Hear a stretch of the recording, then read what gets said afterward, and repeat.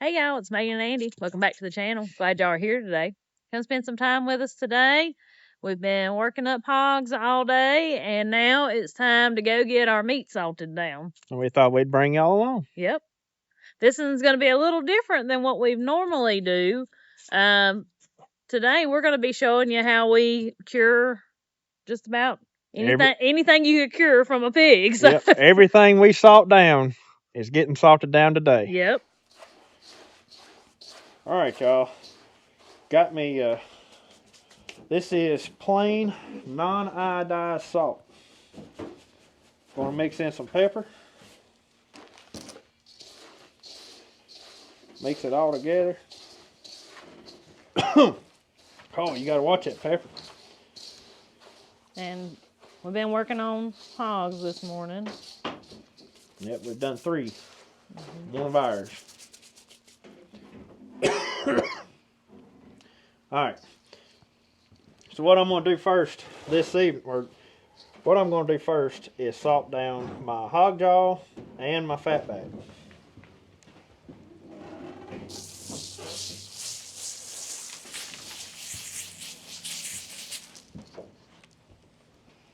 Them ones you see behind me are from the last couple of weeks. So this one's about a week old. These That's of a couple weeks yeah, old. Those 2 are 2 weeks, and then this one was from last week as well.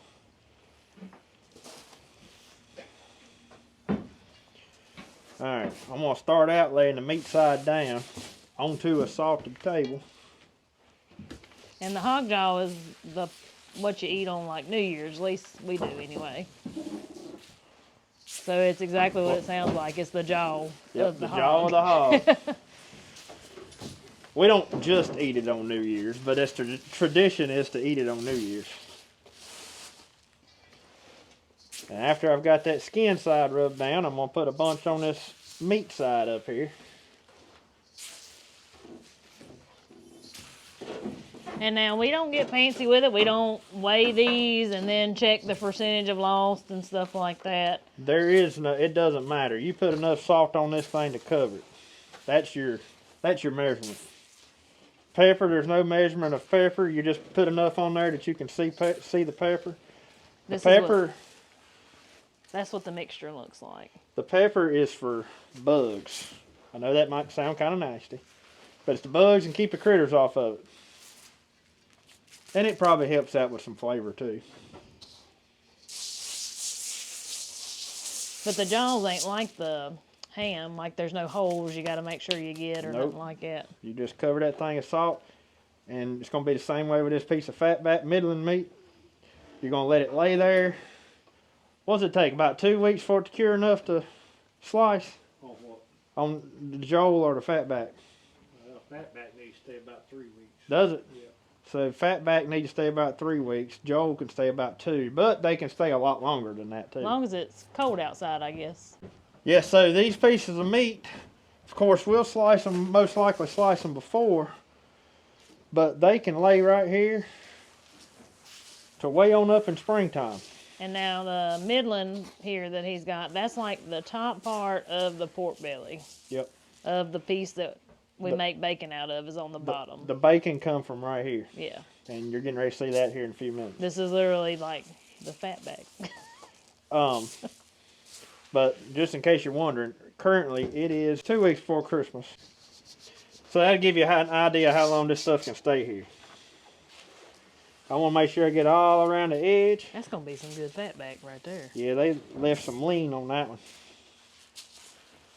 This come off of one of our biggest hogs. A lot of people would take and make a salt box and fill the box full of salt and just lay these down in it, but we do it this way. There we go.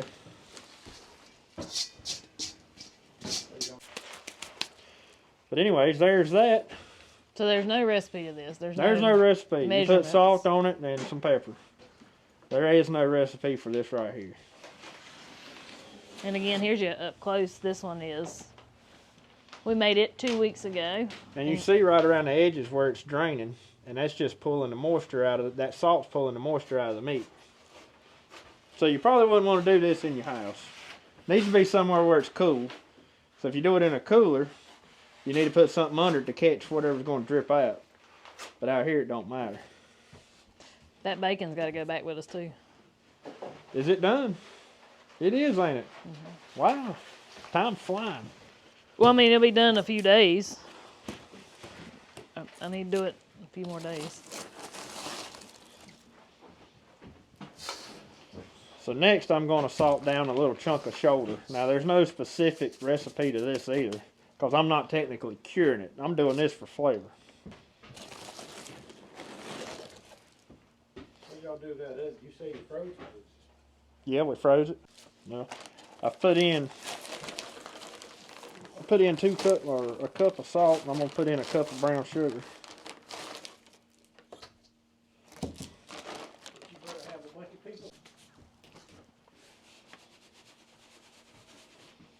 Put pepper on there for the same reason as I did that other. No measurement of the pepper. Oh, golly, that pepper's stout. Right. Huh? No measurement of the pepper. Yeah, just do it until it looks right. Till there's enough in there to see. Yeah. So we're going to lay this thing down on a brown piece of paper. And I'm going to do it kind of like I do a country ham. So this is like a center cut of a shoulder. Yep. Still got the skin on the backside.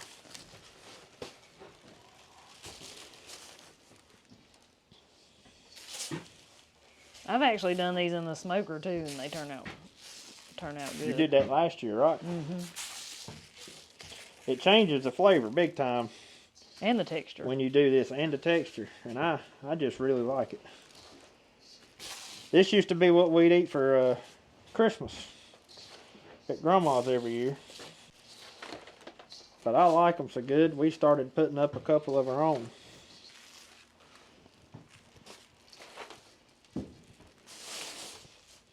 That's enough on there, ain't it?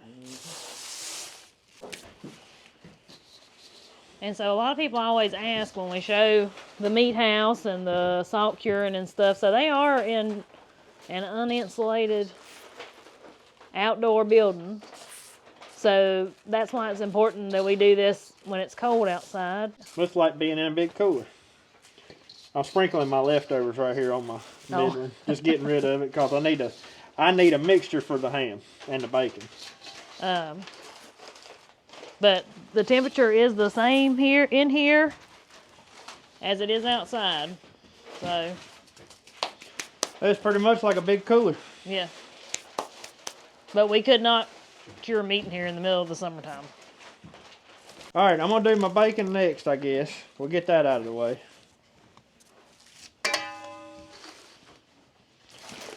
So with the bacon is where I do start to kind of measure stuff out. And what I'm going to do with that bacon is, since it's bacon and I'm after the sweetness of it, you also want the saltiness, but I want the sweetness as well. I'm going to pour me in 2 cups. Yeah, that's 2 cups. 2 cups of salt. And then I'm going to go 2 cups of brown sugar. But I'm going to go back and get me more brown sugar. I want more brown sugar than I do salt. So there's 3 cups of brown sugar. I'm actually going to I'm going to put a little more.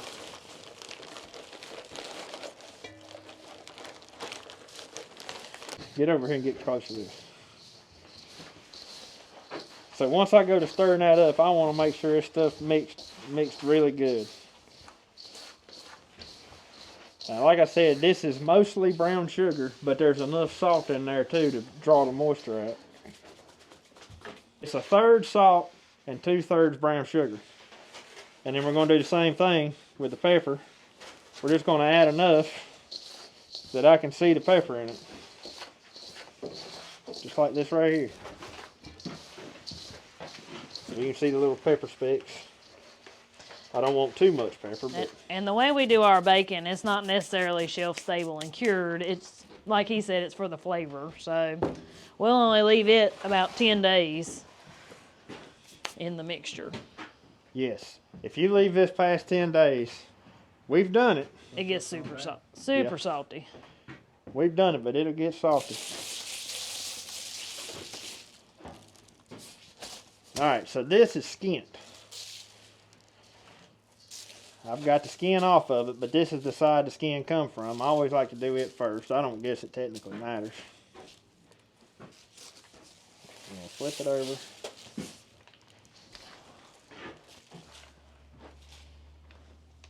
And I'm gonna put, I found that to get the best taste of this bacon, you wrap this stuff up. I mean, wrap it up. Put a lot of it on there.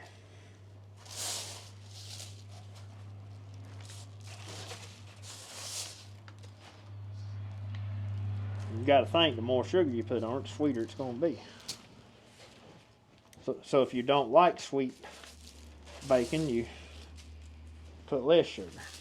Yeah, and this is a mixture. I mean, we've kind of experimented over the last several years, and this is just the way we like it. We could about put that other chunk in this piece, couldn't we? And you turned it the wrong way. I had it made to turn the other way. There we go.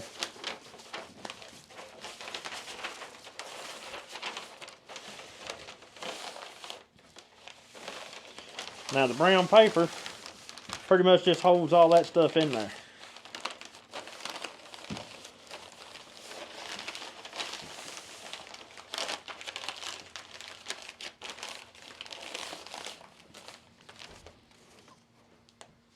Holds everything together and holds that sugar up against that meat.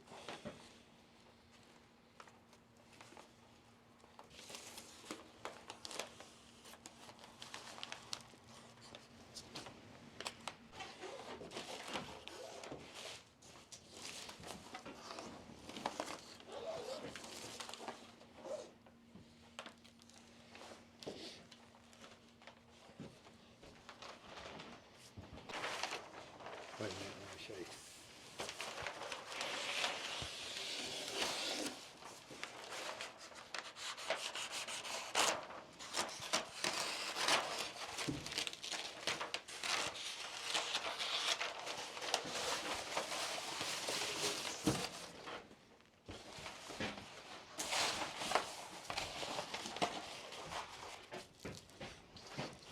This paper we're using is pretty much like packing paper. Like it's like butcher paper, but I believe this is packing paper here.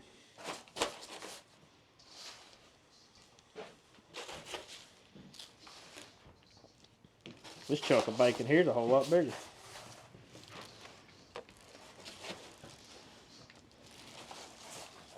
And looking at the end, you can kind of imagine the bacon there.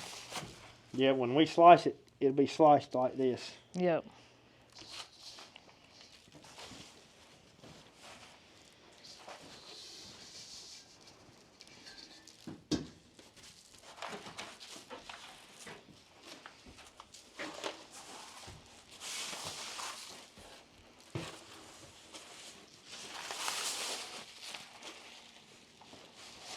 But just like everything else, you want to make sure you get it good up around the edges. Anywhere where you see raw meat, make sure it's covered. Yep, it just don't stick that great to the edges.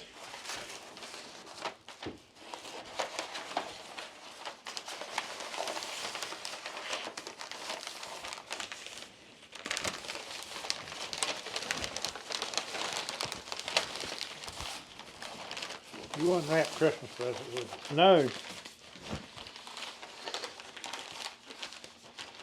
I wouldn't be very good working in a department store wrapping presents for a living. No.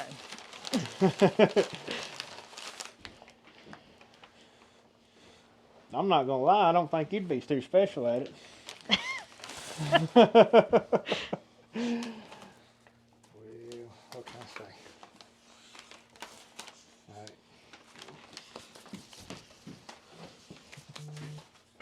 Don't want to get too good at it. It might make me wrap stuff full. That's I right. mean, I was just thinking I might hire you to come wrap my Christmas presents. I won't wrap mine. I won't wrap anybody else. All right, we're gonna lay the paper out before I do that ham. We'll be making a mixture. Okay. I gotta trim a piece off. So that bacon, hog jaw, middling, all that is going to stay right here in this building until we're ready for it. Now, the bacon from last week's going with us. That's going to go home with us, which that'll be these two. I understand different climates.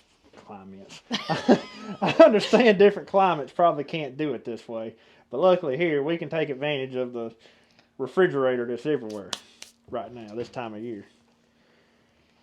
So next I'm going to fix my ham mixture. And this is for a sugar cured country ham. So the ham weighs 50 pounds. Our mixture is 2 cups of salt, 2 cups of brown sugar for every 40 pounds of ham. So being that our ham weighed 50, I'm going to go back and grab me roughly about a half a cup more. We're about 3/4 of a cup, but that'll be fine. It ain't going to hurt to have too much. Same with the brown sugar. We'll go after 2.5 cups.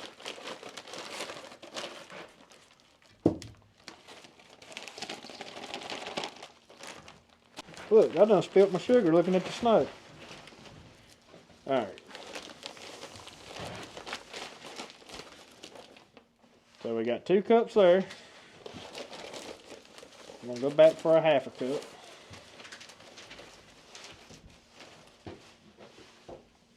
We're technically a little over a half a cup, but that's not going to hurt.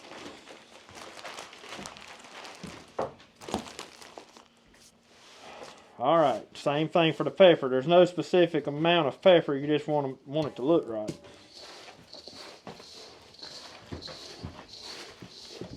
And this is different from what we just did because it's an equal ratio of salt to sugar. You talking about with the bacon? Mm-hmm. Yeah, that's how this differs from the bacon recipe, because with the bacon recipe I have more sugar than salt. Yeah, where this I've got the same exact amount of salt and the same amount of sugar. The salt, I guess, is the most important key into this right here. The sugar is just for flavor. But you can use the same mixture like you did on that fatback, right? If you don't want it sugar without cured. the sugar? Yeah, you'd have a salt cured ham at that point.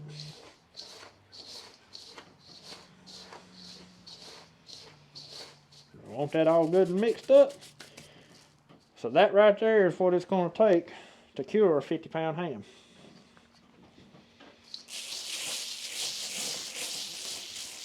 We're putting it on the brown paper just like we've done the bacon. I like Daddy's paperweight. A piece of ribs. Alright, here's my ham. I'm going to tell you something, and this ain't something that I've never guaranteed, but I have noticed when you can hold it by the hock and by the end out here and that ham don't fold up on you, most likely that means it's going to be a good ham.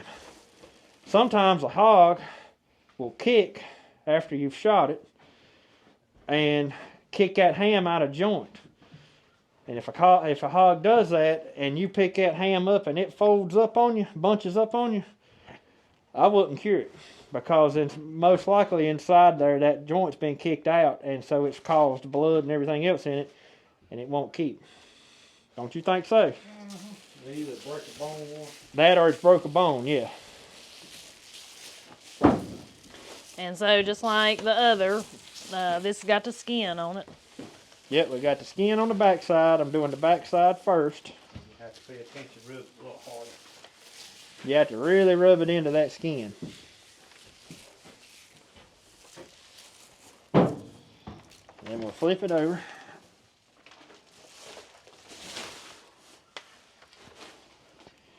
So on this side, we've got all sorts of nooks and crannies that we want to fill in.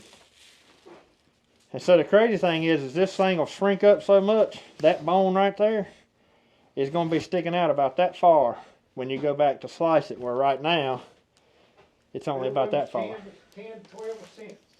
So he just lose 10 to 12% of its weight from between now and next year at this time. But see, you got all this loose meat right here. You want to make sure you get salt up in every little nook and cranny you can find on that ham.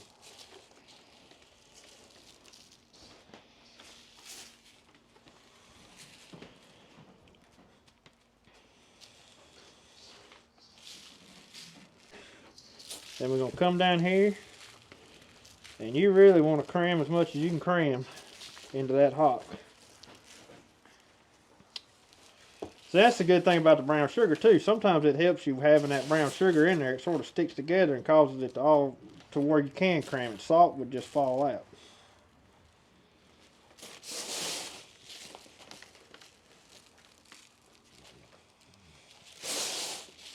Even on the end of that bone, because it'll, believe it or not, it'll draw that salt up through there.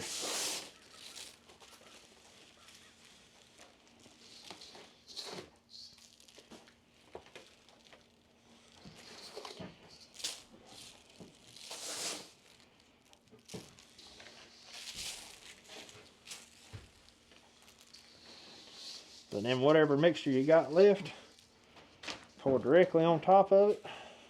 We'll pull all this off the edges and put it back up top.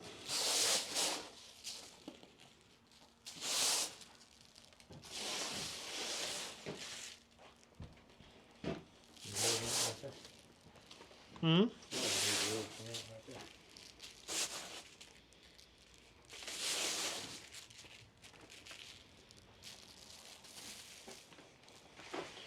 Kind of give it a good packing and roll that paper around it.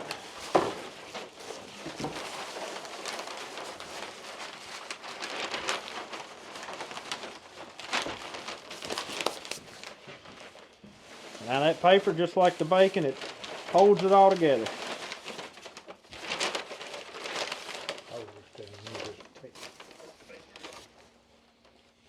And now from this point on, it'll lay here till in this building the same way. Till the sap starts rising in the trees. And then we'll try to get them hung in the end of March. End of March.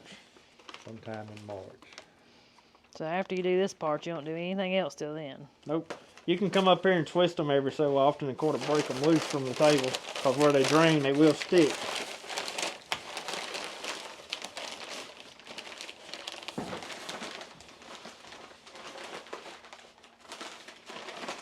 And then in March, they get hung. With paper and all. Paper and all. It goes in a sack just like this right here. Just slipping down the end of the hock there. You're gonna have to pull a little tighter.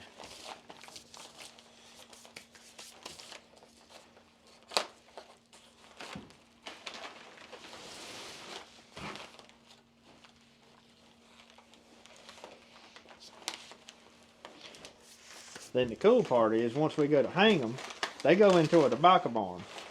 So they're essentially just hanging out in a building that's the outside temperature. Summertime, everything, they're hanging out there in that building. But it all just goes along with the curing process. Ain't there some in there right now? Yeah. Can we walk down there before we leave just for a second? Sure. When are you going to try to slice those? Slice after we get done. Get after Christmas already. Alright. The day before Christmas, we had This time we've actually got one that's 2 years old that's got to be sliced. So I imagine that one's going to be a good one. If it ain't dried up to nothing.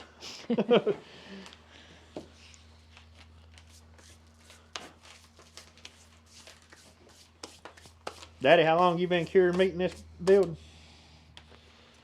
We've done it since I was a kid. That's been a while, ain't Mm-hmm. it?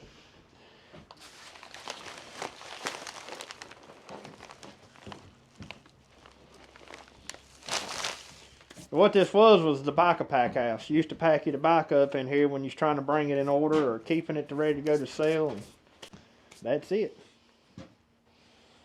Anything else? That's a little bit of everything that we salt cure. Yeah, that's it. You got to see everything that we salt down got done today. Like we do every piece of meat that we would typically salt got salted down right here. Can we go peek at the hams hanging in the tobacco barn Sure. before we leave? Sure, let's walk down there and look at them. I need to cut the lights off. All right. And we've got a surprise snow today. Yeah. It ain't really sticking, but I'm gonna tell you, if it keeps on as cold as it is, it will. Won't it? Yeah. It's coming down a whole lot harder than they said. Yeah. I think this morning, like early this morning, it was only supposed to be a slight chance Of flakes. of flakes. And Yeah. I mean, look at this. It's pretty as it can be. We've had more snow showers this fall than we've had in a long time. Yeah. So we're up at my grandma's place. This is where our meat curing goes on. And then, like I said, the hams are hanging right here in this old tobacco barn.